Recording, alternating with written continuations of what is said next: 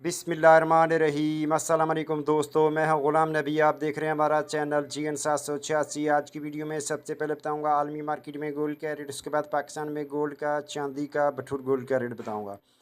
पहले बात करते हैं आलमी मार्केट की। आलमी मार्केट में इस वक्त जो गोल्ड का रेट है वो $3,353 फ़ी औंस पे मार्केट है और एक औंस का वजन होता है 31 ग्राम 100 मिली। अब दोस्तों यहाँ बात कर लेते हैं local liberty market Gulberg 3 Lahore Pakistan. आज तारीख है 3 जून 2025। आज के गोल्ड के रेट की बात करें तो दोस्तों आज 18 कैरेट फ़ी तोले का रेट 2,62,125 रुपये फ़ी तोला।